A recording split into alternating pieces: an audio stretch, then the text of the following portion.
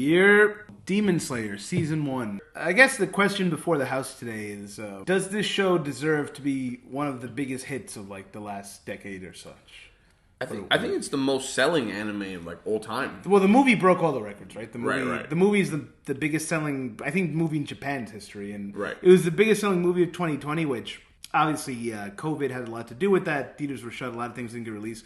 But it did like over 500 million in sales, so that's gigantic. I'd like to think that even without COVID, it would have doubled the sales and just been bigger than Hollywood, as it should be. It deserves it. We're going to do our usual thing where we run down the whole show, we give our thoughts, we review some of the things that happened during the plot. To cut to the chase, I really, really liked it. You? I think it's the way it's going, it might be a top 5 anime, maybe even a top 3 anime of all time. Which, okay, by the way, time to point out, we are anime only when it comes to this, so... We have not read the manga, excuse me, and we know from what I believe the manga is finished, right? Like it's been it's done. It's already done. So again, if you've read that, don't post any spoilers in the chat. Like we haven't seen that yet. We're just giving you our take on it from the anime side. Our long-standing policy on this show is that anime and any kind of art should stand on its own. So we're just judging this as people, like most people, who've only seen the anime. I thought it was kind of overrated. It's kind of like, It doesn't really do anything special. I don't get the huge appeal for it. I don't get the appeal of you.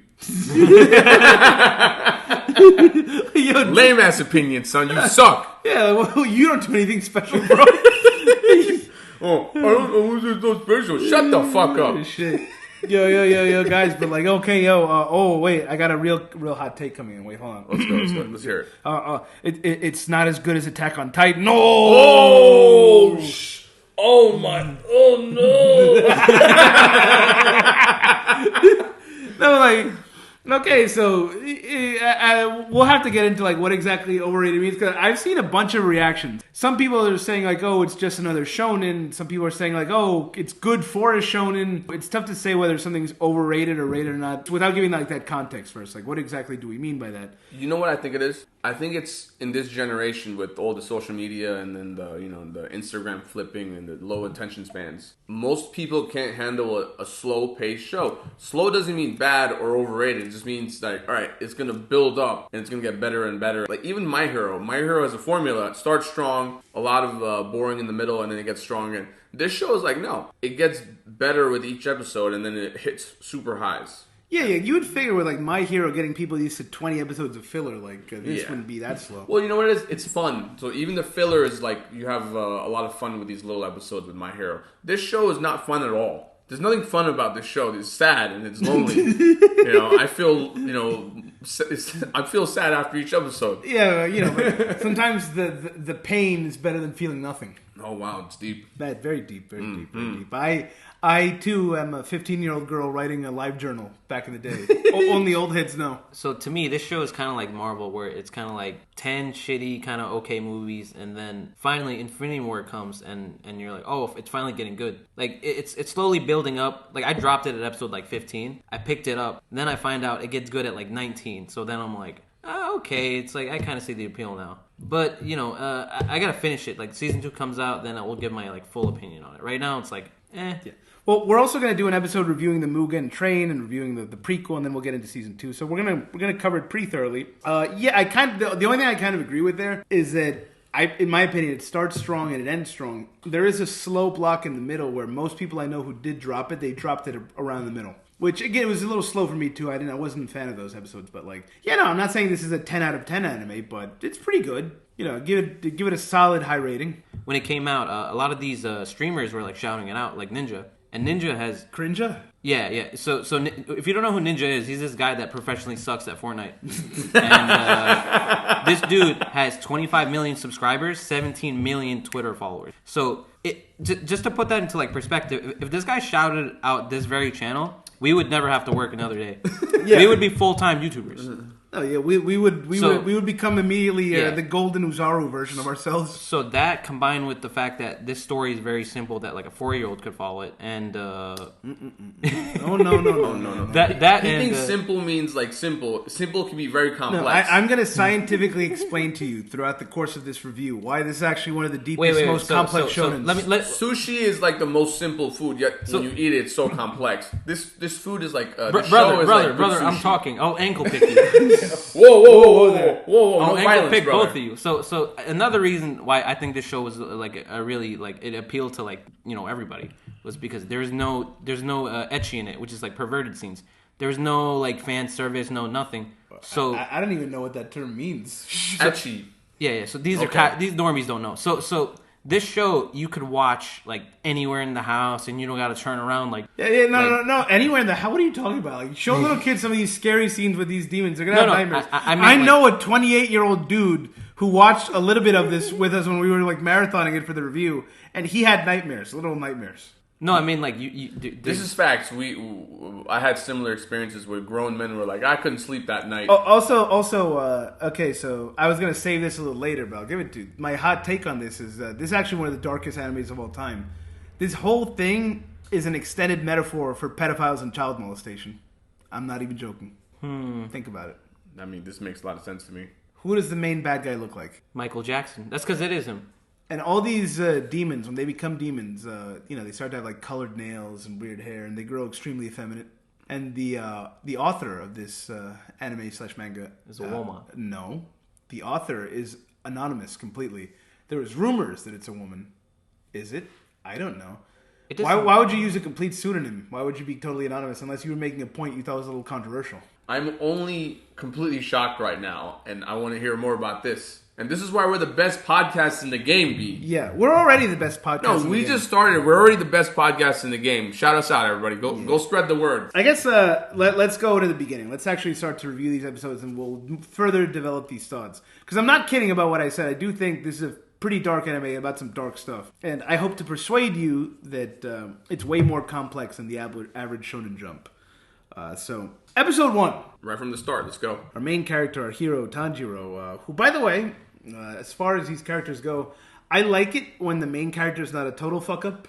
Well, unlike most shonen, right from the get-go, they've shown that Tanjiro's a very, he's fairly smart. He's the eldest of his siblings, so he works and supports the family. There's no father, it's just a mother and a couple of younger siblings. So he's a very capable young man who works hard and is smart, and he's always helping. He's the man of the house, even though he's very young. He has to chop the wood, he has to go take it to sell the charcoal in the town. So if you notice, when he gets to the town, everyone in the town loves him. They're all asking him, oh, thank you for helping with this. Oh, can you help me with that? Oh, thank you for this. One guy even comes to him to help clear his name because he broke a dish, or the people thought he broke a dish, but no, Tanjiro, with his incredible sense of smell, which is really random, he can determine that, no, it wasn't that guy, it was a cat, so... This is inherently funny. It's very inherently useful. No, for sure. It's very useful in that environment. Yeah. So, then, if you've read any fantasy or watched any anime, you kind of know where this is going, though. Oh, he's away from his family, he left them there. Things probably not going to go too good when he's going back up the mountain, and it's nightfall, and some old man stops him, and it's like, no, you can't go out there, it's dark,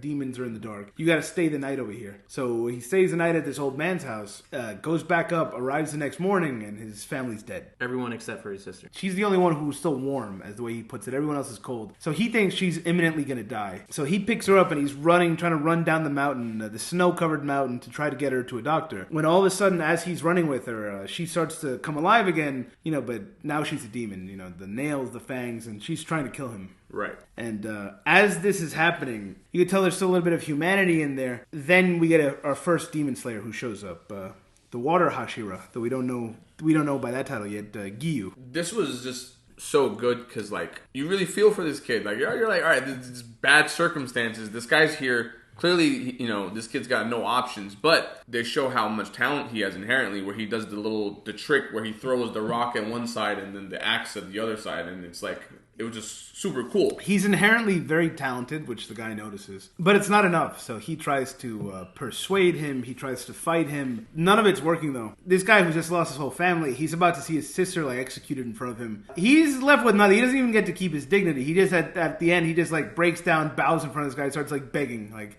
he has nothing left. He just begs for, like, his sister's life. Which really enrages the Water Hashira. He's, part of it, I think, he sees, like, his own, like, humanity. The guy who he used to be reflected back at him. Part of it's his own guilt that he couldn't save these people. Like, he says, oh, if only I'd gotten here a day earlier. And he just kind of loses it and tells this guy to stop being weak. But it works. And he decides not to kill the girl. Instead, he sends them off to see his old sensei, his old instructor, Uro Kodaki. So I just want to talk about the style of the show. I really like the clothes they wear. They're pretty cool. Like, what's his face? Kanjuro's got his, his cool looking kimono, and then Sasuke got his mix and match kimono. No, the art style, the animation, the design, everything's flawless. I guess we should talk about the animation, right? Because that's one of the big things around the show. A lot of people are saying this is one of the best, if not the best, animation. And no, the animation's excellent. 10 out of 10 animation. Very good animation, but I'm not a fan of the art style. It's a little too, like, chibi-like. I don't like it. It's like, you're too chibi-like. Yeah, no. We've literally seen Baki in real life, in person. This guy is actually a chibi. He's an actual chibi, where he's like a little miniature baby of a human being. Gigantic eyes. Gigantic eyes. He's adorable, but like ugly. He is actually a Funko Pop. These manlets are upset because I'm 5'11" and they're like 5'7", 5'8", or whatever the fuck. He's a 5'11" Funko Pop. Yeah. I'm skinny. I'm not thick like Kanjuro. Yeah, he's mentally 170, bro. First of all, put some respect on my man's name. It's Tanjiro. How dare you? Tanjiro? Yeah, son. What'd I say? You said, I don't know, you're speaking... Exactly. Another language I said it right. right now. I said it right. The amount of disrespect right now is ridiculous in this podcast, son. Yo, but real quick, Tanjiro, is his voice the same as Deku's? No. No? No, this guy's been in a lot. His voice actor's been in a lot of animes. I feel like I've heard him before. No, it's not that. You have heard him before. He's in a lot of shit. Also, Giyu, the Water Hashira, he's been in a lot of things. He's Ichigo. He's also Vash the Stampede. Yes, a legendary voice actor in anime. Yeah, very good anime. Yeah, he was Sasori from Naruto. There you go. And he was also one of the Black Power Rangers. Very good character. but the actual actor was the Power Ranger, right? Yeah, no, live action. Wow. Live action. That's interesting. Yeah, so, no, it's pretty good. And he mentions an interesting thing that comes into play shortly later. There was, he saw a case of a demon who even ate his own brother. So that's why he's a little skeptical that this is going to work, but he still attempts it anyway. And then, eventually we will meet this demon that tried to eat his own brother. Kind of closes with Tanjiro being able to see ghosts and the spirit of his family come. And very sad. Like, most of these episodes, you end up, like, wanting to cry at the end of them. Like, his family's like, yeah, sorry we got to leave you, till we meet again. And it's like, dang. Strong start. Just they get you. It's a dark anime, but the animation and it's very bright. The colors are great. How is such a dark anime? Usually, when you think, "Oh my god, dark," everything's gonna be in shadows and like gray and like creepy. But nah, everything's very beautiful all the time. The darkness is a story. Yes, yeah. Just because it's a dark plot and dark themes doesn't mean it has to be grungy looking. Yeah, this is a mistake Hollywood makes. They think when you want something to be dark, it has to be like just a constant gray or a brown. Yeah. No, it's extremely colorful. You know what it reminds me of? Like the really good versions of those Japanese tattoos. Yes. Yeah, I can see. Yeah, those like dragons and those kois. They play a lot with those really bright colors that just pop out, and that's what this anime looks like the highest end version of like those Japanese tattoos. Yes. And even like the attacks, right? Like when he gets into those the water style and the fire style. That comes later, yeah. Yeah, that just looks like a Japanese tattoo that's been unleashed on the screen. They completely kill those scenes with action. But yeah, no, the music was amazing in episode 1. The art was amazing. The characters, they already catch you. Because most shonen anime, or most action anime, the main character is a moron. Who's like, I will never give up and I'll keep trying, and he's a goofy and he eats ramen all day. No, this is clearly like a responsible, intelligent kid who just wants to protect his family, and then like he's got a lot of potential. And like the voice acting just tremendous acting. Voice Yeah, acting. we're gonna meet the fuck ups. They come later in terms of his sidekicks. But Yes. the actual main character is very competent, a bit naive because he's a country bumpkin. But that's okay. But that's okay though. You learn. And like you said, the actual the soundtrack is great, and just the animation, the soundtrack, the voice acting, all the elements you need are on point, and the plot we're gonna see develops on ways that I think are pretty good. Also, I like Kanjuro's what are they, earrings? Like the rising sun. It's pretty. Yo, it's pretty cool. It's Tanjiro, dude. What'd I say? Why are you doing this? What'd I say? Why are you doing this? I said Tanjiro. No, you didn't. What'd I say then? Yo, is he calling me stupid right now? Because he's treating me like I'm fucking stupid. No, I think he's gaslighting you. I said Tanjiro. What did you say? I don't even know anymore, son. Yo, you stupid. Yo, what's going on here right now? Yeah, no, you like his rising sun. Those rising sun earrings. Very cool. Very yeah, cool. which I think in large parts of Asia, those are very on PC. But also, you know what I really like about this anime? What? How the main woman is not allowed to talk. I write this. Oh, I didn't even notice. No, that. she literally walks around with a gag. I write this. This is true. I mean, maybe it's because she's a demon and she just goes. There's a lot of that. Maybe. There's probably mostly that, but I like the more philosophical point of women should talk. Oh, man. So until they showed the flashback of her, I forget that she's just like a normal 13-year-old girl. The whole time I'm like, oh, it's like a retard because she's always like growling and shit.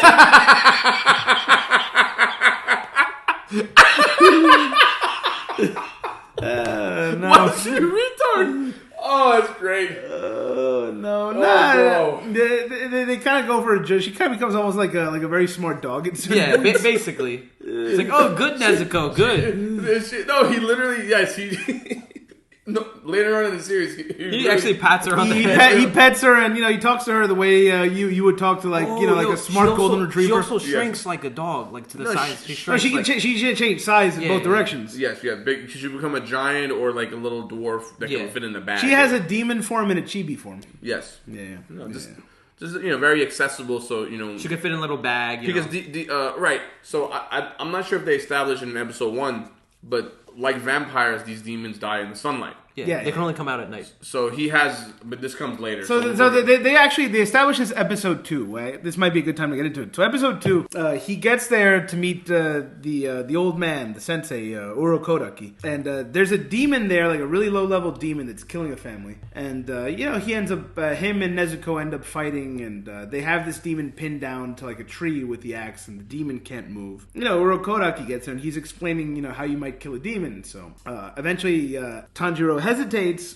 to smash the demon's head in because he doesn't want to cause unnecessary pain. He's down to kill this thing, and he tried to kill it a few times. Like, his first reaction when the demon charged at him was to take his hatchet and go immediately for a throat slash, which would have been just an instant kill if it had been a human. So this character's not soft, but he still has his humanity about him. He doesn't want to cause unnecessary pain. He just wants to kill this thing.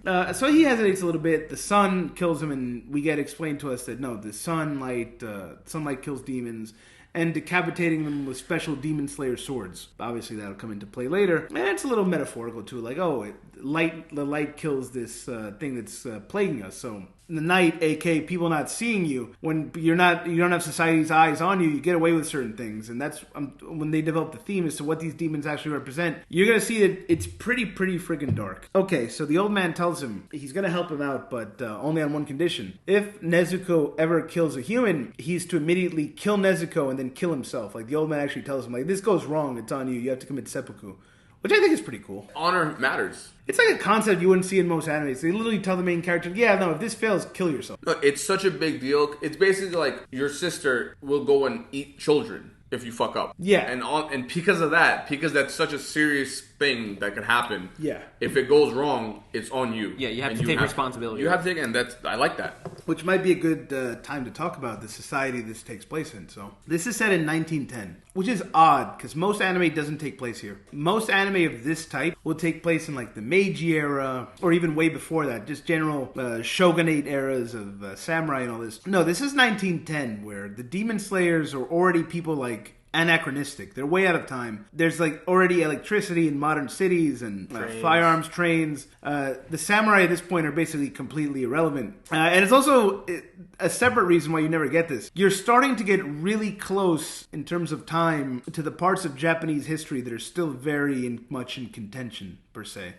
So at this point, Japan's already starting to expand outward. It's starting to acquire colonies. You're going to get Japan's entry into Korea, which the show doesn't directly talk about these things, but this is further than pretty much any anime will go. The only anime that goes further and basically will talk about like Japan in World War II and defend it is Attack on Titan, which is, again, why that show is sort of transcendent and just goes beyond everything that's been done. No, other than that, no one has the balls to quite go this far. And I just think it's such a big coincidence that the two anime that are willing to go that far are also the two biggest anime. Yeah, no, it's almost like people sense something is off with the current story, and things that go against the narrative, they stand out to you. They transcend in a certain way. But again, it takes a certain level of balls to do that, and this show has a lot of it. Attack on Titan has the most, that's why it's Attack on Titan, but no other show comes quite close. Which is why when people say this is just another shonen, I take exception to it. This is not. That's not true. There's some ideas in here that are pretty edgy, and some of the execution is definitely different. This is not your typical shonen. No. There's no formula here where the main character is like, believe it! No, there's none of that. No. So anyway, he starts training under this old man to become a demon slayer. He does exercise, learns strategy and all this. And then at a certain point, the old man clearly feels bad. He starts to like him. So he gives him an impossible task so he doesn't actually have to go through with becoming a demon slayer. Because, if he does, he's probably going to die. He tells him you have to cut through this giant rock. Boulder. Yeah, he tries, he can't. Tries, he can't. And then these two kids appear to help him out. So these two kids appear to help him out, but spoiler alert, they're not kids. They're actually ghosts, because Tanjiro can see ghosts, because I guess in a sense he's spiritually pure, so he's a little bit more in touch with these things. And those ghosts, they'll play a role later on. Those are dead students from Urukodaki. And they help him out, they help him achieve this tremendous slash of the boulder, and now he's ready for the final test. My favorite part about all this is, first of all, they don't reveal that they're ghosts, even though they leave hints. You have an idea. You're assuming they're probably ghosts, but they don't outright say it. And then my favorite part is the training itself. A lot of these shows, especially American shows or Western things, you have Rey from Star Wars, no training. You have all these other... She's special. Oh, no. They've established Tanjiro is extremely special, very talented, smart, physical specimen, because it takes some time, but after training, he's able to do great things. But again... Still need the training, my man. Still need the training. Yes. Training is everything. More important than that, will is more important. But still, you need some training. The thing is, he has the will. He has the will. They've established it. He's got balls. Yeah. Well, okay, so we kind of skipped over that. The old man tested him initially to see if he had the will. He let them on top of a mountain that was booby-trapped. And he said, make it down quickly, and maybe I'll train you. So he did that. He proved himself he has the will. Right. The old man gave him the skill, and then, like any good hero's journey, thing with the ghost, teaching him how to, get to that next level. It's almost spiritual. There's almost like an internal sort of... And doesn't he have like a one-on-one battle with the ghost boy? And then he obviously, I think he's faster than him or whatever. He gets him, and the ghost kind of smiles like, oh, he's surpassed me. So the cut that ended up destroying the boulder was actually the first hit he managed to land on the ghost. He was seeing the ghost the whole time, and then he actually hit the boulder. And so he goes in. The old man Urukodaki gives him like a really big last meal, and Tanjiro's a little naive. He doesn't pick up on this. The old man clearly thinks he's going to die now. Yes. Because he sent all these students up there to complete this test, and they all keep dying. So the old man's just like, eat whatever you want, man. It's all good.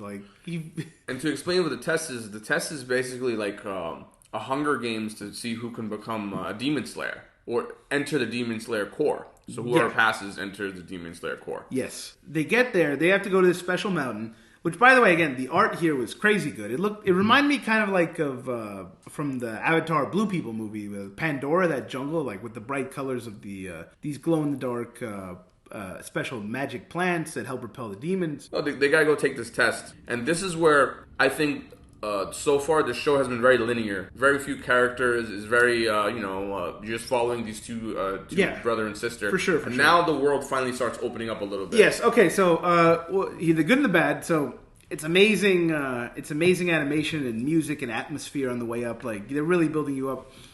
You do get one funny moment because at the end of the day, there's still anime tropes in any anime. You get to the kind of, what do you call it, like little loading zone before they all go up to the mountain. And have you ever seen that meme of spot the main characters? with anime where it's like it'll be 50 people wearing one uniform and then like 3 people with colored hair and you immediately know who's relevant. Yes. No, that's clearly the case here. Yeah. There's 3 main characters. Yeah, you have like 50 people dressed identical, and then you have a person like yellow, bright blue, and the girl with like the pink and the butterflies. Yes. You immediately from that you know who's gonna make it and who's not. Yeah, no, they're very different looking. Yeah, but they give you some of the lore stuff, and then they go up to the Dark Mountain, which is full of forest. Which, again, this is classic hero's journey stuff, straight from like the Arthurian legends to even the modern day stuff. You go into the forest that represents sort of your own internal journey into your own subconscious. You have to face your own demons. Literally, they call it facing your own demons, and that analogy plays out quite literally here. So you face your fears, you go up, and you see the main demon, and this demon reveals that he's been there for decades. Yeah. Just killing Urokodaki students over and over and over again. Which, honestly, is they really messed up, the Demon Slayer Corps, because they assumed it's just small demons in there. But nah, this one demon's been eating all the prey that's been coming into there. So he's getting bigger and stronger and stronger. So everyone's expecting like level 1 demons, and this guy's like an 11-9 demon in there, which is like a very powerful demon, for at least for noobs. And he's been there for like what 40 years. He's like, oh, what year is this? Yeah, he doesn't even know what era they're in. Yeah.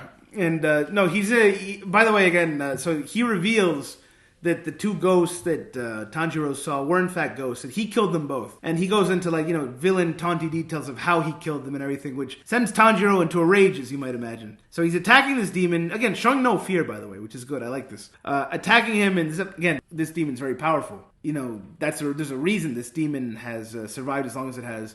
Again, the demon, extremely effeminate looking. Yes. Painted nails, clearly degenerate. Right.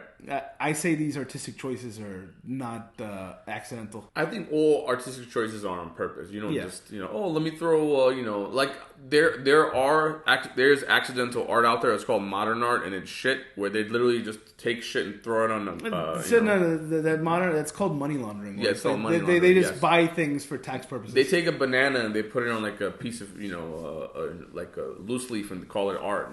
Someone will buy it for $1 million.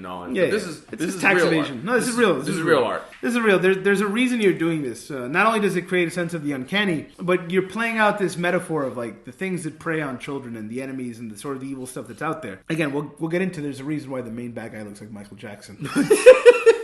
And the parallel here is that this is actually the demon that they were talking about before. Of the other case, they knew of a demon that even ate their own brother. Yes. So really, what Tanjiro is facing here is he's facing an alternate timeline of himself. He's facing a timeline in which this thing that he's trying to do with Nezuko to save her goes horribly wrong. And this is what awaits you if that goes wrong. You're going to have a demon of this power that's going to take more lives and kill more people. So this is, as we stated, literally facing your own inner demons. And this is what Tanjiro needs to overcome, this fear of failure, this other possibility, before he can advance out onto the world and become a demon slayer who can actually help people. And yeah, the final battle happens, and honestly, it's just amazing, because when he finally beats them, there's this epic, winning moment where the 2 ghosts can finally, go to rest and they can move on. Yeah, no, again, every episode of this show kind of makes you want to cry at a certain point. It's very emotional. Yeah. Very emotional, and I like this battle mechanic that they have where you see the thread, you see the pathway to victory. Yes. Which is it's a thing in like many combat sports people talk about, like an actual martial arts. There's always a path to victory. There's always a path of unbalancing and everything. You might not be able to see it, but in this case, it's literal. He can literally see it. Yeah. And every anime has their little trope with, in One Piece it's haki, in other things it's called chakra. Here with the breathing, and this is something that real people talk about throughout a bunch of different things. With their breathing, they can modulate not only their own body temperature, which generates power and increases them to the level of a demon, but mental clarity, and it unlocks a bunch of attacks. And again, some of the great sort of martial artists of history have talked about the power of breathing and everything. So that's sort of their equalizer. And they channel that through all these other forms. So they'll have, like, say, their total concentration breathing, then they can use their water form. And a lot of that is taken from Musashi's Book of Five Rings. So you have the Book of Water, the Book of Fire, the Book of Earth, etc. And they play that out here too in this anime. Clearly he's, kind of like a water style guy. There's fire style people. And each of these things have their own unique characteristics and their strengths and weaknesses, which are going to help them overcome this adversity. It says here, after the test, it says 5 survive. You only see 4 people survive. Yes. We're going to meet that 5th guy later. Yeah. No, it was over what? So it's what? Was at least like 50 people there?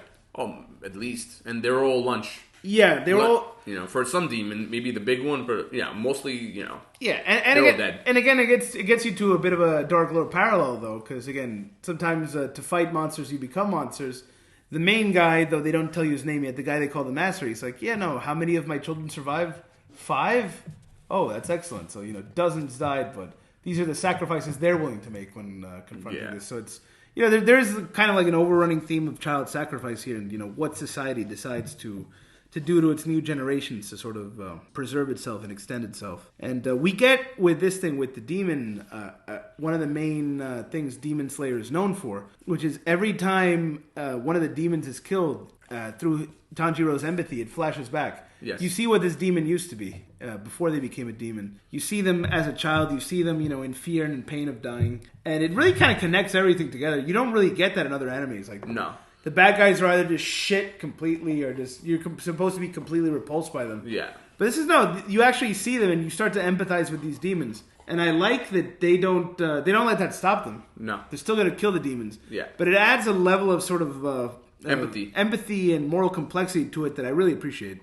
So I thought the backstories for these demons were too short. Like I still didn't care. I was just like, I need more. I need build up. I need there's other animes that have whole arcs dedicated to the villain's backstory. And then they build them up, then they tear them down. And this, it's kind of like, oh, hey, here's this demon. Oh, sad backstory, blah, blah, blah. All right, Baki, why would I care? Why don't you make your own show called the Human Slayer Corps? And then you flip the formula. And then the whole show's about this one demon. Man, I just want to eat people all day. And then you have a whole backstory on that. How about that, huh?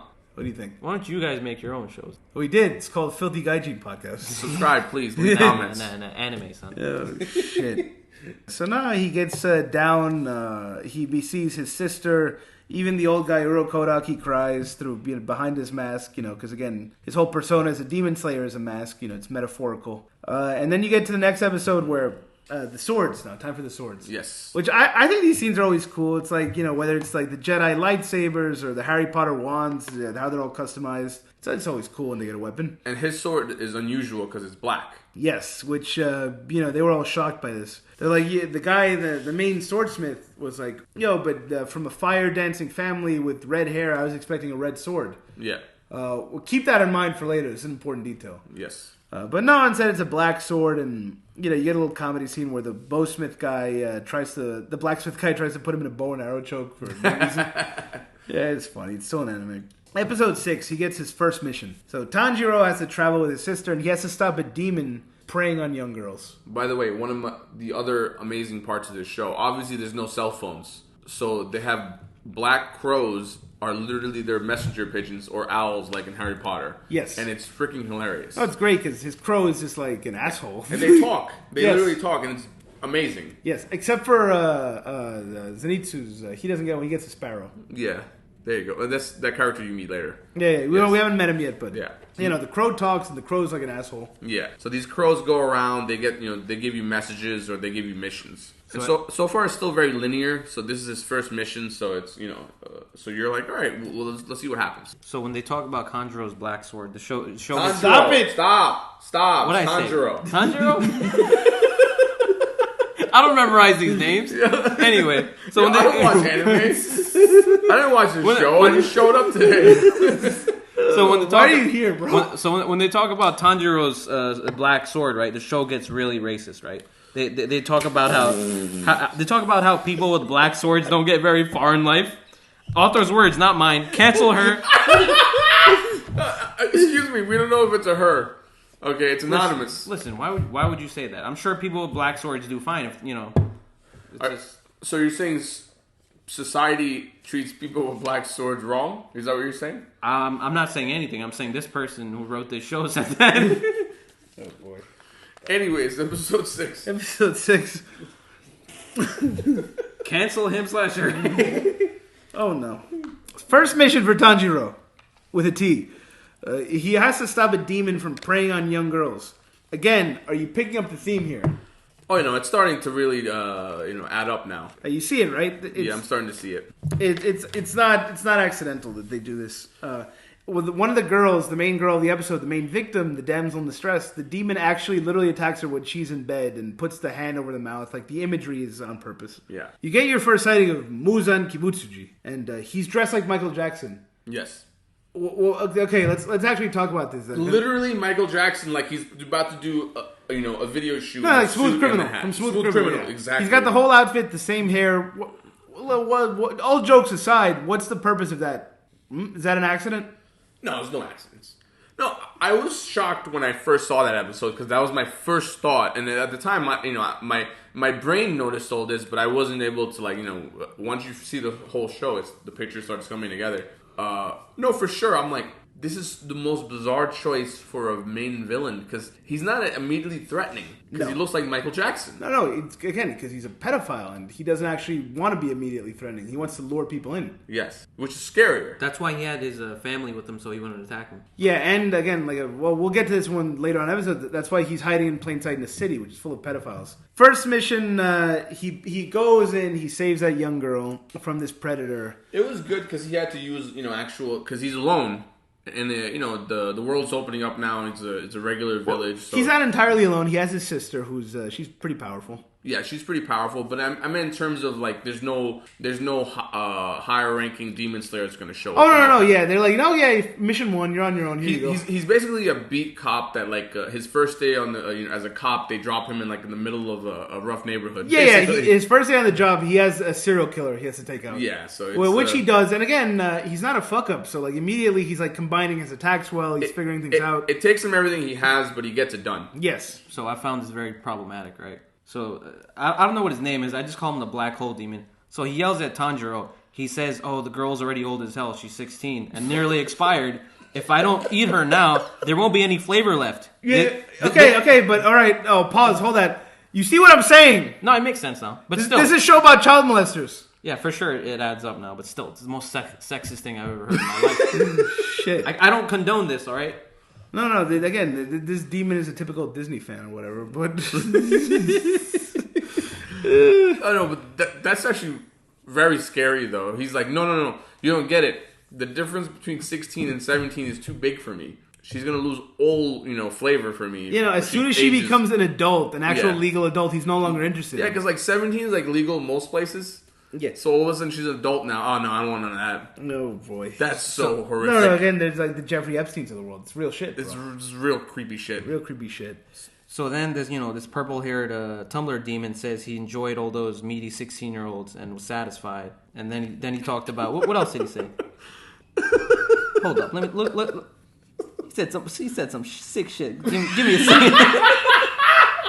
Oh, here. So the Tumblr demon's like, if women live too long, they become ugly, and then they don't taste good no more. He kills them for their own good. Disgusting. Again.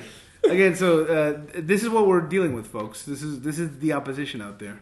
This is everyone who doesn't like us. Yeah, no, for sure. So this is what has to be confronted. But he beats the demon, thankfully, and he saves the one girl. He couldn't save the other girls again. So again, it shows a little bit darker. People actually do die in this. Yeah. No, it's very sad. I think one guy loses his fiancée. Yes. It's very sad. Yeah. Gone forever. And but again, he on to the next mission. Right away, the crow shows up. He's like, on to the next. There's no waiting around mourning in this world. Next mission. That's it. Yeah. He goes to Tokyo, and right away, he bumps into Muzan.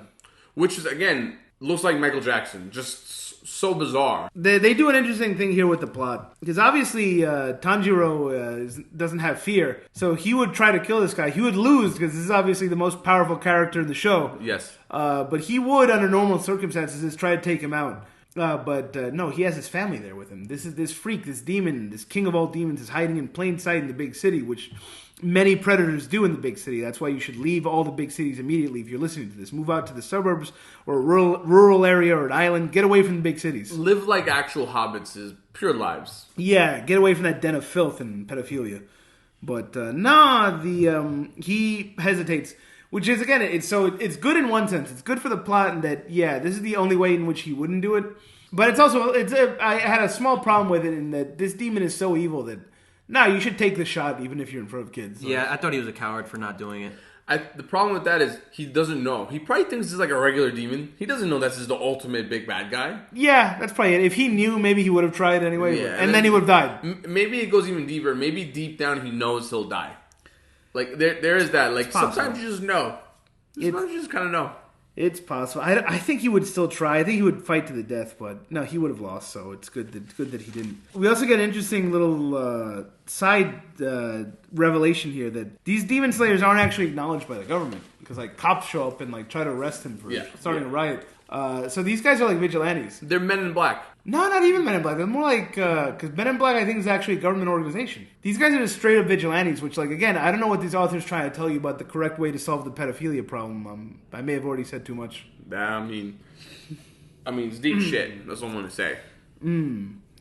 So Muzan is walking down the alley, and some drunk guy comments on his skin tone, saying he's become too white, too pale, and that sets him off. Yeah. Make of that what you will. He hit him where it hurts.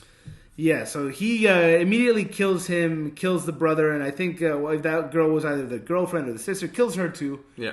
And just, massacres them because, you don't mention his skin tone. Yes. As he's in Michael Jackson form. Yes. And then here we have an interesting thing that I didn't pick up the first time, but on the second rewatch I picked it up. He remembers Tanjiro's earrings, and he flashes back to a guy with a red sword and red hair and those earrings fucking him up, apparently. It looks like Muzan was about to die. So who's this? This must be Tanjiro's father, yeah? Must be his pops, yeah. I mean, I'm assuming so. Because they never show you his father, and later on they showed that his father taught him something very specific that comes into play and saves his life later. Yes. So that we can only assume so. Yes. Which I feel like a character like that would run away and live like a normal life in the woods. Be like, nah, there's so many demons out there. I'm okay. I'm gonna live right here. Well, it might be like one of those things with like All Might. Maybe he beat this guy, but the cost was just so much that he didn't have much time left. Well, they do later on show that he's literally dying. Yeah. He just dies from sickness or something. So yes. So one thing Tanjiro said to Michael Jackson, and I found weird, but with your theory now it adds up. He said, "I'll never forgive you," and I was like, it's kind of a weird thing to say. But now I'm like, it adds up. Why is that weird? Because he's a pedophile, son. It all adds up now. Because before I'm like, this is bad writing. Now I'm like, nah, it makes sense. Now, does he turn his sister into a demon, or it's heavily implied he turned her into a demon and killed the family. He himself. That was himself. Actually yes. That's why he's like, I'll never forgive you because he is the same smell. He smelled him. Yeah, and he was like, that's the same smell that was in my house. Yeah. He himself was the one who did that. Yeah. So that's why Baki. Not no. I like his reason better. He's a pedophile. They're both true. He's a they're pedophile. Both true. He's a pedophile. I don't and like he the killed first his family. reason. So I made the second one canon in my head. So that's now canon. That's fact. Whatever happens, Baki thinks is the truth in his brain. He has a very powerful mind palace, folks. Again. He actually thinks this is like we're getting like 1 million views per episode. That's why he's doing this. We don't let him actually go outside or see what the actual YouTube channel is. It's in his mind palace, folks. So make it real. Give us actually 1 million views. So we want to let him out eventually. Yeah. Eventually he has to see what's going on. He hasn't seen sunlight in 3 years. So. No. Yeah, I'm a demon too. We carry him around in a little box like a Nezuko. Let's see. Okay, so he basically gets saved by this other demon now. Well, no. So Muzan he transforms a regular bystander into a demon. Yes. So he goes to stop that demon, but the cops show up, ruining everything. And then it's like, how's he gonna get out of this? So another demon shows up, and she uses like her little scent magic to distract everyone and get him out of there. Which this was actually like a big deal because. So far, he's only known demons as pure evil, and now he's seen them. Wait, no. So they don't entirely have to be evil. It's a choice. Yes. So which is kind of deep there. Where it's like most of these demons just go ahead and start eating right away, but clearly some of them are more complex. Yeah. Well, then she says for 200 years, it took her 200 years to figure out how to break the Kibutsuji curse, where demons can't even mention his name or they die, and he has power over them. So it's there's ways to sort of reverse this. However, she has not been able to turn a demon back into a human yet either. Yeah. She's basically like a doctor. Yeah, that's what I would call her, the doctor demon. Yeah. And she has an assistant who's so annoying, that guy. It's very annoying. He's really in love with her. He's in love with her. He's in love with her, but this is one of those annoying anime characters where he's talking so much shit. You're like, nah, if this guy existed, I'd just smack him. Yeah, no, for sure. You're just mad he called Tanjiro's sister ugly. Oh, so he did actually do that. Yes. And Tanjiro was very offended by this. He's like, no, it's because she's wearing that little bamboo thing. You have to see her with proper lighting. He's like the lighting and angle. He basically did like what all siblings do. Hey, only I call her ugly. Yes. How dare you? Yes. Oh boy. So now they agree to study her, and Muzan sends 2 demons after them. One of them has like those little bouncy balls that destroy things. Yes.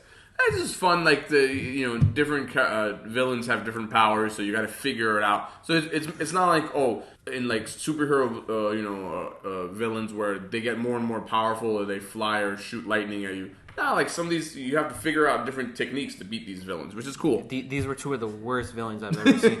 One this bitch threw CGI volleyballs, and the other guy threw red arrows, and I'm like, this is so lazy. Come on, like. Yeah, no, those volleyballs were great though. That was cool. And then he figures out a way to beat them finally by the skin of his teeth, and with a lot of help and unlocking new levels that he didn't think were possible. And then again, you get the flashback, you get the empathy. This demon was using this toy ball against him. It's actually just a little girl who wanted to play, and she dies a scared little girl. And he goes through a reflection of what is this like? How come nothing is left of them? Is this what happens to you after you just kill a bunch of people? With the vague implication that maybe that might be him one day too. Because if demons were people, then again, it's a kid though. Yeah, this demon was a kid. Yes, something went horribly wrong too. A lot of these anime, the demons, when they have the flashback, they show just an innocent little kid. Yeah, and it's just very dark. Very dark. And again, you can tell Tanjiro is actually very sad about this. It's like he tears up. It's messing him up. But he still does it though, which again, it's a level of nuance that most animes they don't get. Nah, they don't get it. No way. In most animes, when the hero has empathy, he can no longer do his job. Oh no, I can't. I'm incapable of killing this monster. No. He still does it. He's like he understands that this needs to be done. Yeah, but he doesn't he's not happy with it. No, he's sad about it. And throughout the show, it comes up other the more experienced demon slayers they at this point they're just dead inside. They not only hate these demons and talk shit about them, they're they drag out the torture and everything. And he's like, nah, that's not me, bro. Nah, they get very cruel. Is which again, it's kind of another part of why this show resonates. It has a layer of substance on it. You can see there's biblical stories about this. What if you take a righteous man and you take away everything, his family, you just inflict all his suffering. Will he still be righteous? So it's like a game that in the Bible that they play between God and the devil. Or in this case, it could be between the forces of good, the demon slayers, and the actual demons. Who will he be by the end of this anime? Will he still be this good, empathetic person, or will the evil win and he'll just be dead inside too? Yeah. So it's kind of like an overarching theme and gives it a layer of substance, which again, it's not just your regular shonen. And so far, they've established I don't think anything's breaking this kid. I think this kid's that tough. Where but we don't know. We don't know. But so far, this guy is, he might have that incorruptible spirit. So now we get to the block of episodes that, in my opinion, were less good. We're starting to get to the middle. So it was a strong 10 episodes to open the anime. Yeah. And now we get to episode 11, where he meets Zenitsu, your favorite character. Honestly, some people don't like Zenitsu. I don't like him. I think he's a brilliant character. I think he's a brilliant character because he's so ridiculous. He's clearly a schizophrenic. This is a freak who thinks he's a chicken who can't fight at all, and then when he falls asleep, this completely different person comes out. No, sir. It's when he blacks out. Like me, when I black out, yeah. I'm not saying I could beat UFC fighters normally, right? But when I black out and I get angry, I could beat Francis Ngannou. That's literally what that is. So, when he blacks out, he basically is probably stronger than Tanjiro because he one-punches people. Well, he only knows one move. But that's all he needs. It's so powerful, and it's what was it, lightning style? He does he's a lightning style. Lightning style, and it's just because he was. We find out later he was struck by lightning. He was struck by lightning. Yo, but you would like him. You're also annoying. He's the most annoying character in the show. But the thing I like about Japanese Flash is. But I know why he actually likes him though. The thing I like about Japanese Flash is, he gets, obviously, just like Flash, he gets his powers from the lightning, and so one of the first good jokes in the show is that he's a retard that only knows one move, which I found pretty funny because it's just people. No, but there's another good joke. So he's the ultimate kind of like incel simp. When he meets him on the roadway, he's like harassing this woman, like trying to harass her into marrying him. Yeah. That's just inherently funny. And Tanjiro actually has to save the woman from him because he's like, no, marry me. And then it's hilarious. Then he hates Tanjiro. He's like, no, I'm so weak. I'm probably gonna die in my next mission, so I'm gonna die unmarried now, thanks to you. Which again, it's freaking great. Yeah. A show this dark, you need to have ridiculous humor, or else like a regular like haha funny moment is not enough. You need a ridiculously.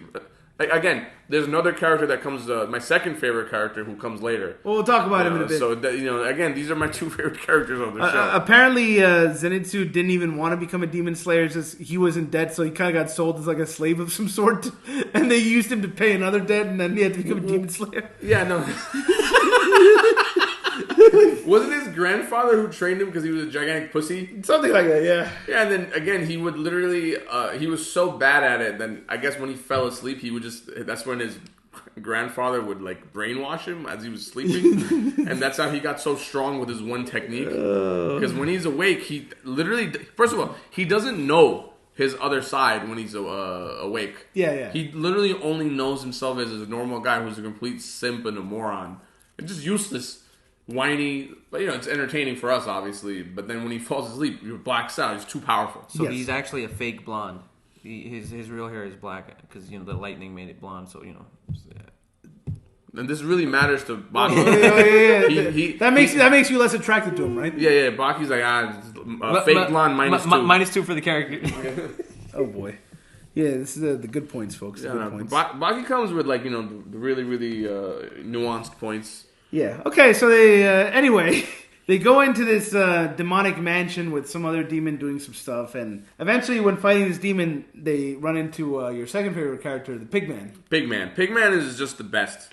It's literally a homeless child who was raised, who grew up alone in the woods and was like, me strong. Grr. So the Pigman, folks. He actually wasn't going to be a demon slayer at all. No. It's just that he was out there in the wood, like, arguing with trees and, like, challenging squirrels and shit. Yes. When he saw a kid on his way to the demon slayer thing, and he's like, yo, what are you doing? Yes. And the guy explained it to him. So he's like, oh, okay. So let me fight you so I can go do that instead just to see if I'm strong. Yeah, and he fights and wins. He fights and beats that guy and then goes to the demon slayer thing and passes that. Passes it. So he's one of the 5, but he wasn't there when the 4. And he wasn't interested in any of it. He's just an animal who wants to show his brute strength. Yes, he thinks that there's only thing in this world having is strength. And by the way, so if you've watched Attack on Titan dub, so he's voiced by the Attack on Titan dub Eren Yeager, which is kind of funny for a few reasons. It's a very different voice, except when he's doing pure rage. When he's doing rage, it bleeds into the Eren voice and it can throw you a little bit. Yeah, damn, sure. all 2 people are gonna get that reference because no one's seen the dub.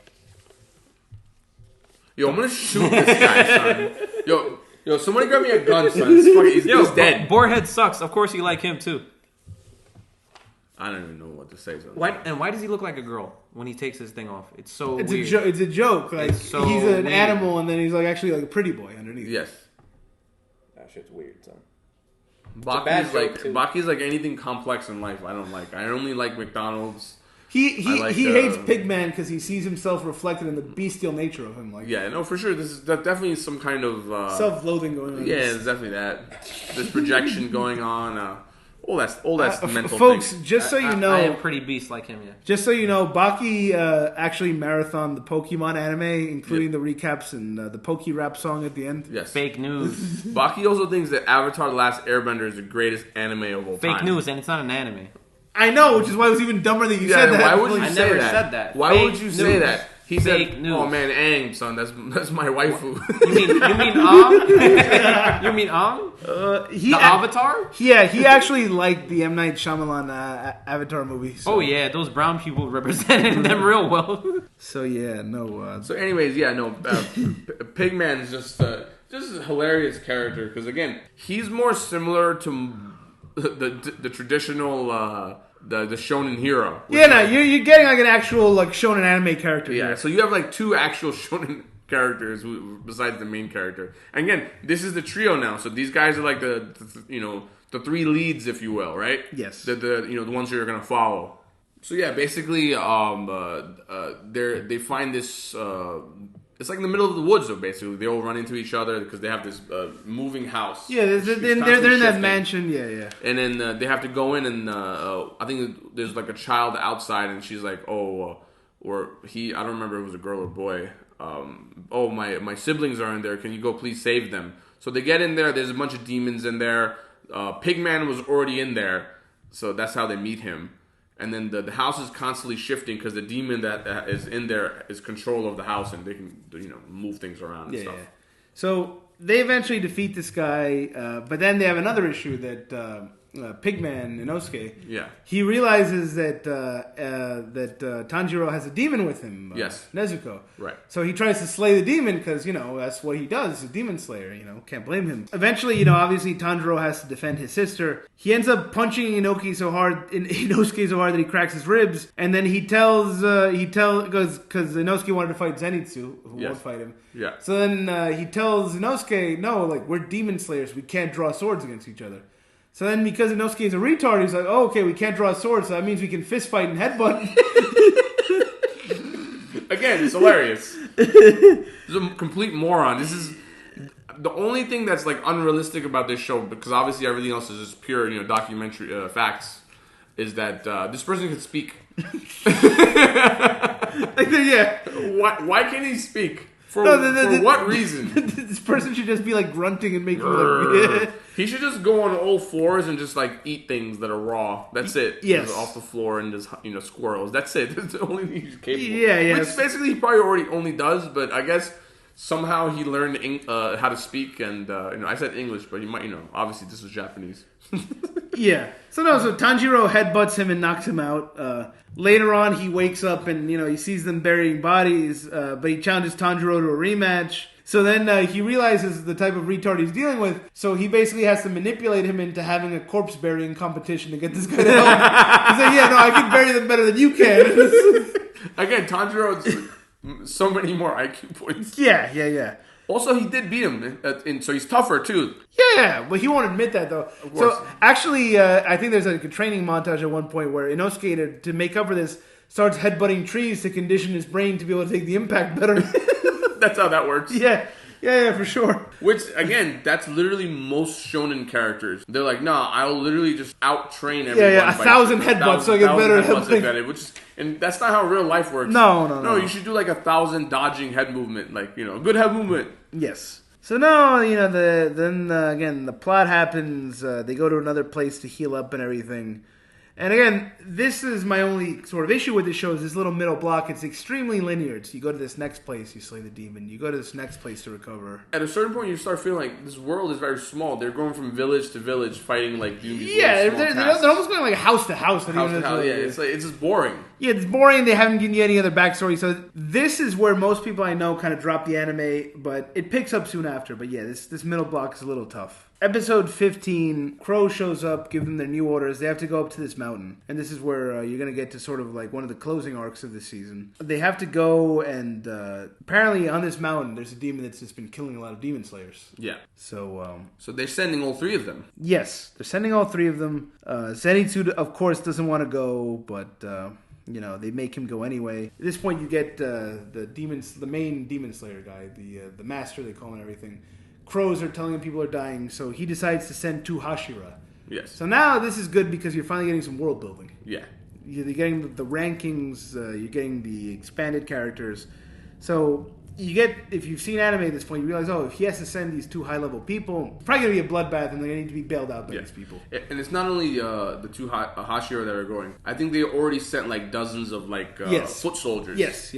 So you got the 3 main characters, newly minted demon slayers. You got all these foot soldiers going, and then you have 2 Hashira. 2 Hashira. But they're way behind. 2 Hashira that are behind. They're late there. The 2 Hashira are... One is Giyu, the water Hashira that originally saved him and his sister. It's been 2 years since he first met... Yes.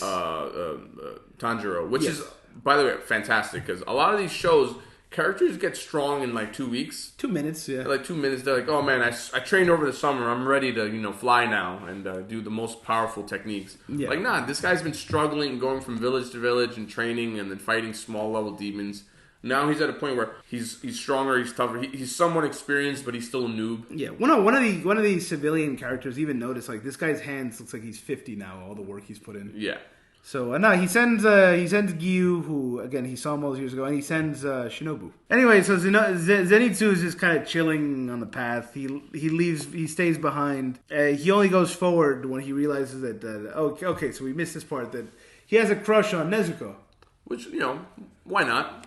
I mean, she's a demon. That's She's a probably demon. why not. Yeah, I mean, it's probably a bad idea, but again, this person is such a freak that if he gets with a demon girl, that's probably the best he can do, because who else would want this thing? Because there's two sides of him. One side can kill, with one technique, and the other side is such a pussy that he could never do anything for anybody. Yeah, there's no in between with this guy. There's no in between for this guy. So either he, there's no fixing him. So Demon Girl is probably the best he could do. Yeah. So they get there, and remember how we mentioned that there's already like dozens of low-level demon slayers they sent ahead? Well, they find them right away. They're all being like held up by these little spider webs, and they're all either dead or being forced to attack against their will. Yes. So they clearly walked into something pretty serious over here. Yeah.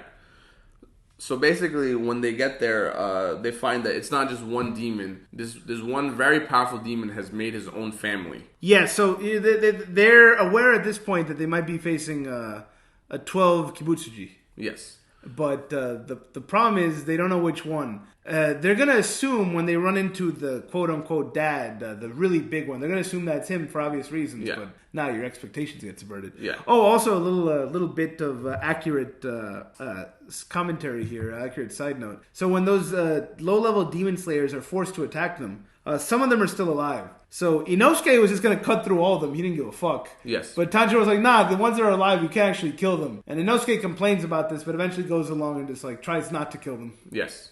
Even though, I don't know, they probably should have killed them.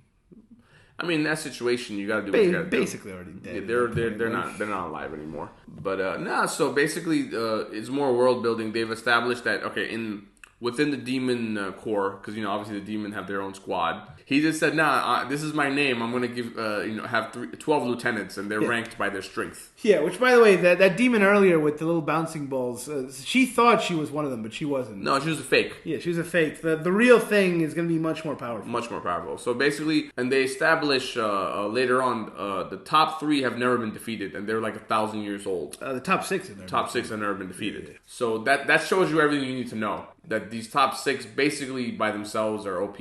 Yeah. And the main characters have a long ass road ahead of them. Yeah. So they team up. Pigman, Inosuke, and Tanjiro actually make a pretty decent team. Yeah. And each one ends up having to fight a different part of so this demon who looks like a child is the actual leader. I know, again, not a coincidence, obviously. No. Looks like an actual 7-year-old who's like because the father looks like a tank. You'd assume that's the actual big boss. It's like this big muscular monster-looking boss, and you think that must be one of the members of the 12 Kibutsuchi. Yeah. But he's just like a Pigman fights him, and it's basically like a strength fight, and it goes how you expect. He eventually gets the W, and it takes everything he has.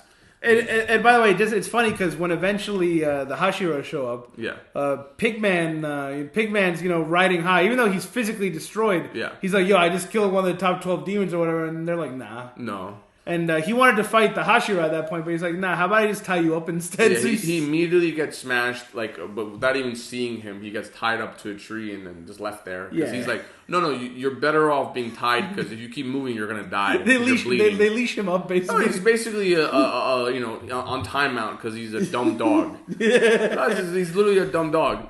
So Zenitsu is fighting, like, the mother, quote, in this made-up demon family. Yeah. And basically, he's just taking an L the whole time. He's poisoned because his demon has poison. And that's the same formula. He's taking an L 99% of the time because he's crying and whining, and then he falls asleep. Then he blacks out. He blacks out, and then just one shot kill with the lightning strike. And it's it delivers every time. Yes. It's so entertaining because you're waiting. They push you right to the point where it's like, all right, guys, let's go. Let's get this on. And then when it happens, it always delivers. Well, it's just so OP that you can't always use it. No, you can't. And then the animation and the lightning looks so good. Yes. And, you also get some of the backstory of this demon family, how, like, the main one, Rue, how he just kind of rounded these people up and he terrorized them to staying in there. And again, it gives you some empathy for them, builds them up. Basically, this child who lost everything, they show the backstory later, is like, nah, I'm going to make up my own family now. And basically, I think so those two demons get killed by Zenitsu and Pigman, but they're both out cold after that. So there's only two left. There's a little sister demon who runs away while Tanjiro's fighting the main demon. And this is where it gets interesting because the main demon's like, oh wow, so Tanjiro's sister is helping him, and he immediately realizes, yo, that's a demon, but she's like with you. That's your sister. Oh, I think I'm going to take her as my sister. This is my new toy. This is my sister now. Which is just weird. It's a level of depravity that, how detached this demon has come. Like, he's like, oh, no, like, don't worry about it, whether she actually wants to be my sister or not. I'll just scare her because, I'm, like, so powerful. Yes. And it'll all be good. Yeah. He'll abuse her into calling him Big Brother. Yes. I mean, he's done it with the rest of his family. Yeah, it's dark. Yeah, very dark stuff, but no, but it's not only, I'm saying, not only do you feel kind of like eventually they'll give you this guy's backstory, but it's also, again, the rest of his little family and everything, and which comes into play later, like, again, when the Hashiras show up. You have your former namesake, the female one, Shinobu. Yes. She finds a sister who's running away while Tanjiro's fighting the main villain. So she's one of these demon slayers who's dead inside already. Just completely dead. It's like, she could kill these demons quickly, but she's deliberately dragging it out. She's like an expert in poison techniques, and she'll poison you and just watch you painfully die. Yes. And she'll like it. Yes. She enjoys that shit. Yeah, no, she's not out to give them quick deaths. She's dead inside. But she has different poisons that could be a quick death. So if she likes you, she'll give you a quick death. Well, if you give her what she wants in terms of information, if not, yeah. Yeah, so... And she's also super fast, super quick. And strong. She's a strong female character. But again, they make her fight differently because, there's still some reality, even in fantasy anime, where it's like, no, she has a smaller sword, she uses poisons instead of, like, direct strength-based attacks. Yes. And every anime just needs, like, a bug-based poison person. Yes. Just a thing you need. And then the main battle between Tanjiro and the little demon, just amazing. Because he uses strings that can cut through anything. So Tanjiro's dodging the whole time. He's trying. His sword breaks. You're like, oh no, this guy, my man is hopeless. He's got nothing left. Yeah. But of course, he doesn't back down. No. Again, never give up. If there's one thing shonens have taught you is that never give up. No, and again, life lesson. Don't ever give up. No, never back down. If you don't quit, options happen. Yes. Keep the battle. If the battle keeps going, eventually, you'll see the thread. Eventually, you'll see the thread, and he has to dig deep, though. He has to dig deep and find new moves and new power levels. So he has to use his father's old technique. Which then, the flashback happens, and he sees his father teaching him a dance that's like an old family ritual or whatever. So it's like a little ritual dance. Yeah. Which, by the way, Nezuko also has to save him at one point, where she uses her blood demon art that she discovers. Yes. And, no, they dig deep. She does that. He sees the father's dance that kept, I guess, their family safe for many years. And even though he's been a water-based fighter all this time, now he has fire style. Yes, and so his sword is like 90% broken, but the little sharp part that's left, he uses a new technique with, and he catches the demon off guard. Yes. And he actually, from the looks of it, he cuts his head off.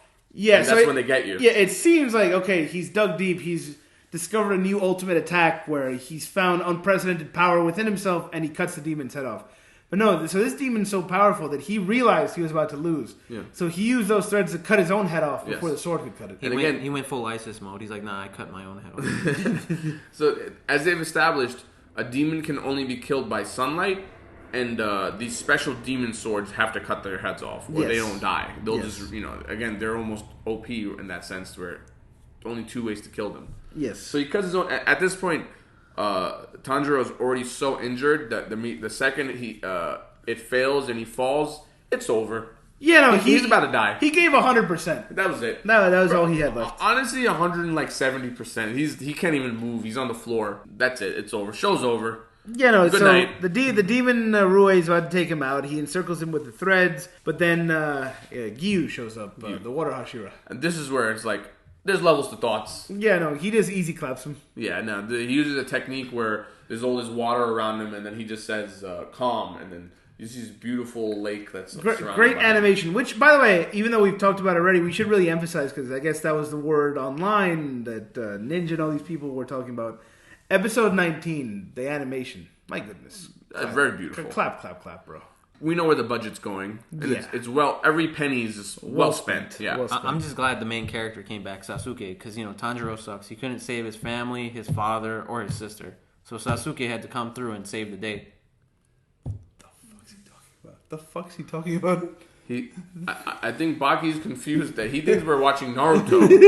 So Baki, again, you have to understand, Baki's That's obviously a little special. Sasuke, son. So he's saying that That's a rip-off Sasuke. That's why he's good. The water Hashira is actually Sasuke, so he teleported from his little, No. So Baki sees it's a things copy. like this. I could see how that would make sense if you had brain damage. But Yeah. No, Baki does have brain damage. I mean, This is yeah, true, yeah. Yes. No, for sure. At that time, he was hit by a train when he was like 5 years old. I hate that shit. Oh no! But yeah, no, so no. he uses He uses his total calm. water technique, and Okay, he used his 11th water form to kill the spider cult leader. Tanjiro was like, yo, what the fuck? I could only use up to the 4th form. So, it was pretty cool to see. Yeah, no, it was like how he kills him on a blink. Like the way they did it was, So it was quick. subtle, but It's very he's nice. walking up towards the demon, and the second the demon blinks, he's decapitated.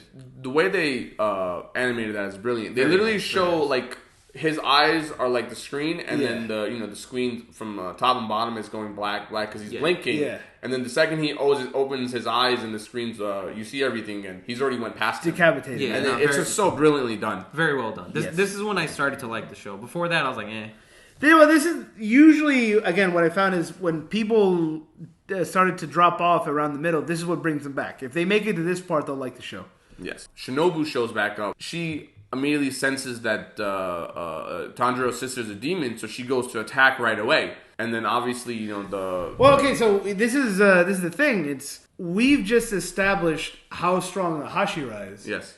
And how they couldn't beat the regular demon, but the Hashira easy clapped him. So if you have a Hashira after you, you're actually facing a much more powerful threat than most of these demons. Yes. You're super outclassed, but I guess just as a final comment, we should say when Rue dies, this is the 3rd time now that they go for the little empathy, and you go back, you see his past, and it's again pretty moving stuff, right? Like he I guess his final thoughts is he's worried he's not going to go to heaven, right, to see his family. Oh, just tears. Right in the feels. And this is a monster. And then again, in like 2 episodes, they introduce a character. They establish him as a horrible villain controlling a creepy demon. And then at the same time, like 5 minutes later, they're like, this was a poor child who was abused and like who's like sick. and he was sick, and he became a demon because the Kubasuchi turned him into a demon. Was like, oh, you'll live forever, don't worry. Yeah. And he kills his family, and like it's very sad. He's like, Yeah. oh, I guess I'm not gonna go to heaven. And it's like that's man. Yeah. Oof. Yeah, Feels. But I think at the end they do give you a little hope. He does kind of see like the spirits of his family. So we get past that, and we get to now they have to run away from Shinobu. Who, Yes. very dangerous, very psychotic, very fast, and she also has her foot soldiers helping her. That other girl from the final exam. So from in the beginning of the show, for the 5 new demon slayers, her basically assistant is one of them. Yes. The only female. Yes. Who doesn't talk. Who doesn't talk? Well, she talks later eventually. She talks later eventually. Too much, honestly. Yeah, noticing a trend with women not talking in this anime. Yes. So Shinobu's like, wait, why are you? She starts fighting Gyu because he's, while she's trying to literally kill Tanjiro's sister, he gets in the way, and is like, no, they're with me, they're cool, and she's like, you're literally breaking the one rule we have, which is protecting demons or something. You have to kill all demons. That's not like our job. This is most improper. Yeah, no. And then he's basically like, nah, I've known them for 2 years now. Well, he hasn't seen them, but he honestly he probably didn't expect this. But then he saw them again. That she hasn't eaten a human yet, so she's still innocent. Yes, they're very clear on that, but she doesn't know that. She doesn't know that. So they start fighting. He literally tells Tanjiro to pick up his sister and run. So he's basically bleeding out. He's picking up his sister, just running through the forest. Yeah. And then But by the way, that should also give you a great. It's a showing without telling of the stakes and the power levels involved. This guy who just so easily defeated this demon, he's actually like, nah, I actually can't guarantee your safety even if I'm here with you. You got to run. I can only buy you some time here. Yeah. So he's basically running, and then the other her assistant basically jumps him, and then he falls, and then this is where the crows show up. Well, no, she's about to kill Nezuko. Yes. But Nezuko, she shrinks into her dwarf form. Her little chibi form. Yeah, so she's running around, so she's quicker in that form, obviously. Yeah. But again, she's about to get killed, but yeah, then the crows all show up. Because they're just so damaged. They're like basically on the lowest HP possible. You know, so the whole crew, so Zenitsu, even though he won his fight, he's poisoned. He's about to die. He's barely hanging on. Pigman Inosuke is bleeding out in a tree. All his bones are broken. He's tied up in a tree. Yeah, and Tanjiro is literally he can't walk. He's probably more hurt than all of them, but again, he's just tougher. Yeah. So he's still running with his sister, but he falls because he gets thrown down. Yeah. So their whole crew is basically at 1 HP each. So at this point, the crows show up, and then they give a new command. Get these three out, and then bring them to home HQ. So now you're like, oh shit, we're gonna see HQ. Yeah, saved by the bell. Yeah, and then basically you go back to Gyu, and then he has Shinobu like a headlock because again he's physically stronger because he's a man. So he's like, I'm just gonna hold you here. Yes, but she also had like a hidden knife in like her shoe, with like poison on it. She's about to like stab him. Yeah. So we don't know who was gonna win that. But, again, we don't know. So we don't know. So they stop, and then basically that's where it ends. We finally get to see HQ, episode 22, quote, the master of the mansion. And he meets the 9 most powerful demon slayers, the Hashira. And, you get, like an anime, you see your different cast of characters. They each represent their different styles. Yeah, different personalities. A lot of, stereotypes always with the different anime. So, you have a little bit of all of that. Yeah. And it's kind of funny, you get the ones who are just like pure violence, the ones who are like crying all the time. Yes. Like that one guy was kind of funny who he would cry. He'd be like, oh, this poor guy. No, they're going to have to die though. Cry. And you get the one really psychotic one, what's his name, who stabs Nezuko. So basically, when they get there, they let them heal up a little bit, and then they bring them to like a court where they have to decide the fate of Nezuko. Yes. So everyone has to vote. So yes. all these people, they're like, no, she's a demon. And then Gyu and then Tanjiro Sensei, former Hashira, stand up for him and everything. And so everyone has to vote, basically. So actually it's revealed that Gyu has promised that if this goes wrong, he will also commit seppuku and kill himself. Which, like, again, what's cooler than that? Proper honor. What's cooler than that? This guy's like, nah, I'll vouch for these people. Yeah. So that was really cool. And then it's very sad because, again, Tanjiro putting... proud kid, smart, tough kid. He gets on his knees, starts begging right away. Yeah. Like, what else can you do? You're hopeless here. He's like, please don't take my sister. Yeah, he does headbutt that one guy though, which is pretty cool. That was cool. Yeah, again, he's got teeth. He's got teeth, and again, like these are all like the deadliest warriors in the land. You shouldn't be able to lay a finger on them, but that little burst, he landed a solid headbutt. Again, shows you in life like everyone should have a little bit of that in them. Yeah. So the Wind Hashira, he stabs Nezuko in her little box over and over. Yeah. Just to try to provoke her into attacking him, so he can be like, "See, she actually is just a demon." And she never does. She never does, and again, pretty good. You really feel the rage. You want to headbutt this guy too. So now at this point, you get the world building. You see the levels, the different characters. You see what they're facing. So they decide to go with this. They're gonna let Nezuko travel around with Tanjiro as a member of the Demon Slayer Corps. They're not gonna kill him. A lot of these Hashira are clearly upset by this. By the way, most of them vote to kill her. Yeah, most of them vote to kill her. Some of them keep running their mouths even after the master's already made his ruling. Yes. Again, it's quasi-realistic. To rise to this level of warrior in this world, you've probably had to kill so many demons and seen so many victims. Yeah, again, like Shinobu, most of them are dead inside. They really don't care. Yeah. For them, it's just Tuesday. They're like, oh, okay, cool. She hasn't killed anyone, but she will. Yeah. And Rengoku, the Flame Hashira, he surprisingly, more on him later.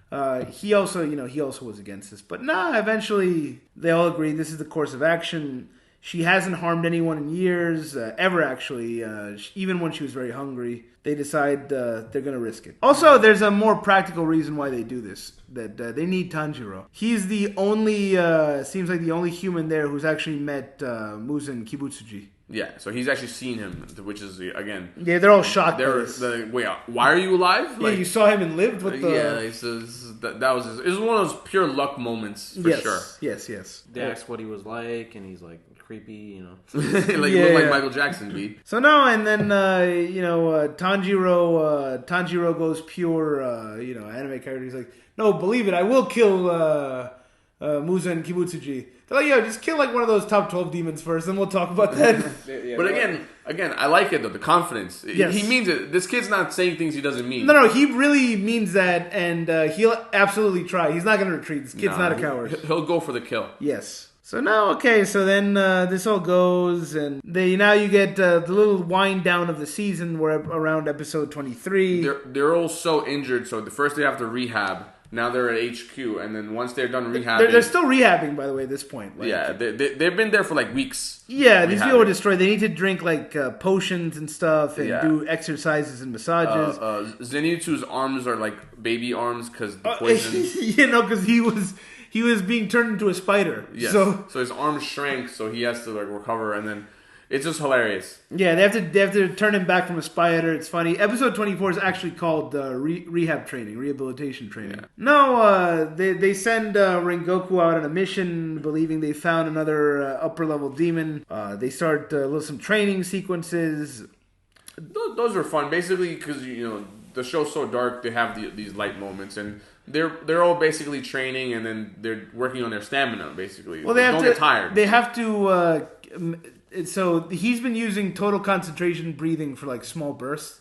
They're like, no, these Hashira never stop using total concentration. They like sleep, do it in their sleep. So he works on trying to get it in his sleep. And of course, him being the more talented one of the three, he gets good at it quicker. Pigman, who's like, nah, I don't want to do this, but because he's competitive, you can trick him into doing all these things. And then Zenitsu, you have to use other things. For example, the Demon Slayer girl touched him, and he was all like, "Oh, yeah, I got it." You use, because he's a little pervert. You use women to trick him into doing things as well. Yeah. They're both basically just complete morons. You have to, it's like wiggling a little toy in front of your dog to get him to come to you. Yes, it's literally just like that. Yes, exactly like that. And no, they do like these little games with the taking the cup of the tea, and every time they fail, they throw the tea in his face. When he finally beats the girl, because he's a gentleman, he doesn't throw the tea in her face. He just politely places the cup on top of her head. Yes. He's a proper gentleman. Again, problematic in the West. Yes, and I guess at this point they start talking about the girl's backstory. Yeah, you get her backstory, how she doesn't talk, how all these things, how she was basically adopted. She was abused. She was sold. She was sold, and again, you guys thought I was joking in the middle. You see it now, though, right? No, she was literally sold. I'm assuming as a sex slave. Yeah, because why else? You see, this is the point this anime is making, that someone has to stop the pedos. They have to stop the creeps. Yes. It's around you everywhere, unfortunately, and people need to take action because the government's not doing enough. Yeah, so she's basically on the street. She's sold to this clearly a pedophile who's going to abuse her.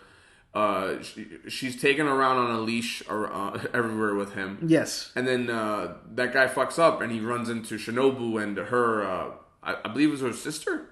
Yes, and then they didn't like him or whatever. For whatever, there's a scuffle. So she basically just throws money at his face and just takes her. And she basically buys her herself. Yeah. And then trains her into being this demon slayer. Yeah, and you get this moment too with Tanjiro and Shinobu. They're talking and they go into that backstory. So Shinobu tells Tanjiro about her sister, how she actually she pitied demons and all this. And she wanted to find a way to coexist with demons.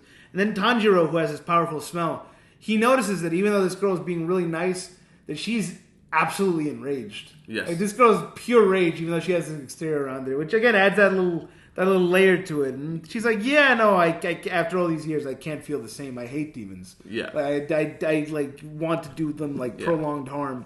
But, good for you that you're going to try to make this thing work with your sister. That's why Shinobu's a good character, because on the outside, she has that thing where, again, a lot of women have that where poker faces. Yeah. Powerful. Yes. But on the inside, this guy's like, no, this person's barely holding it together. Barely right now. holding. She's probably the most evil of all the Like, demon slayers. this person's like he's like the twitchy hand that just wants to reach for the sword and hair start killing. trigger for sure. Yeah. So and then again they do this funny thing where Tanjiro has to learn to use total concentration breathing in his sleep. So the only way to do this is he has those girls hit him, watch him while he sleeps. Yeah. And if he stops doing it, they have to hit him. Yes. Well, that's just funny. So it's again, training montages are always fun. It doesn't matter where it is. Yeah, and they're necessary. Yeah. Again, this is a thing that movies in Hollywood don't get. Your hero can't just be strong, and it can't happen off screen. Strength is a choice. You have to choose, and you have to go through the training. Do the work. That's it. Do the work, because if you didn't earn it, why do we care? Imagine Rocky never had training montages. The movie's done. Yeah, if Rocky was just showed up and this was not... No! You need that. It's the reason it's iconic. They just don't do it anymore because they're like, well, it's like Rocky. No. But it's Rocky's not good, because, Rocky did the montage. No, the montage made Rocky. Yes. That's how it is. The reason strength is impressive and cool is because it's very hard and very rare. So you need to show how it was won. They all start to copy the training methods. Everyone powers up. You get to episode 26. They realize that on a train, there's some train somewhere, the Mugen train. Yes. There's a demon out there that's killing passengers. So they get this mission. You get this scene now with the demons are summoned to Muzan Kibutsuji, who's changed his form. And I don't know, how do we address this gently? He's no longer Michael Jackson. Now he's a woman. He's literally dressed as a woman with all the makeup. Is he dressed as a woman or he's just a woman? They don't. Again, no idea. You see where this anime is going, bro? Yeah, it's real. It's not me saying this. This is in the anime. Yeah. Don't blame the messenger. This is the text of the anime. Full female kimono, female Lipstick. makeup on. Man voice. What is this anonymous manga writer trying to say here? I'll leave that for you to decide. And in terms of the story, let's just talk about it. Why dress this way? You're meeting other demons. It's creepy. This is the only place where this demon could really wear or do whatever they want, and this is how they dress. Yeah. So creepy. Oh boy. But yeah, at this point, he kills one or two of them, and then he gives. He cleans house. He's like, you guys suck. Yeah, he basically removes most of the lower level, and he's like, I'm only gonna keep like top 6 or it's something. like, yeah, my upper 6 haven't lost in forever. And you assholes always lose. So are always replaceable. yeah, so he's like, I'm getting rid of you. You die now, and I'm gonna make you stronger over here. Yeah, he's just basically just ranking some people up and killing some. And it's animation's good.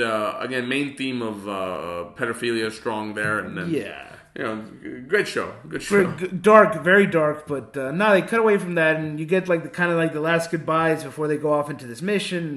Tanjiro gets the girl to talk on a coin flip, and she gets the coin because that's her new thing. I think the trick was that it wasn't. Wasn't the coin the same on both sides? No, it wasn't. It was pure luck. It was pure luck. He said I was going to keep. Well, he said I was just going to make another flip again. Let's go again. Which again, just adorable. Yeah. He's a very likable character. He's like, oh no, I was going to keep flipping. That's fun. And it's also how I go through life personally. Like when I face a decision between what's convenient and what's difficult and correct, I flip, and then if it lands on what's difficult, I just keep flipping until I get back to what's convenient. Yeah, and again, it's 50-50, so probably on the second or third chance, you're going to get it. Yeah. And then, so they get there, they get to the train, and Pigman makes a scene because he thinks the train is a giant dragon demon of the land, ancient spirit of Japan. Yes. And you'd think Tanjiro scolds him. It's like, no, come on now. Yeah. You're going to anger it. Stop angering it. Again, hilarious. Country bumpkins. Tanjiro, even though he's not a complete animal or moron like the other two, is still a country bumpkin, which is fun. And then you get the little final detail by Zenitsu that demon slayers aren't recognized by the government, which doesn't believe demons exist, like our government. Yes. That doesn't admit that there's dark and occult forces out there that need to be combated by any means necessary. Agreed. I mean, going real deep there, B. To be continued on our coverage of the Mugen train. Yeah, they all get on the train, and then this is where the movie picks up, which, you guys can check out that review as well. Coming soon.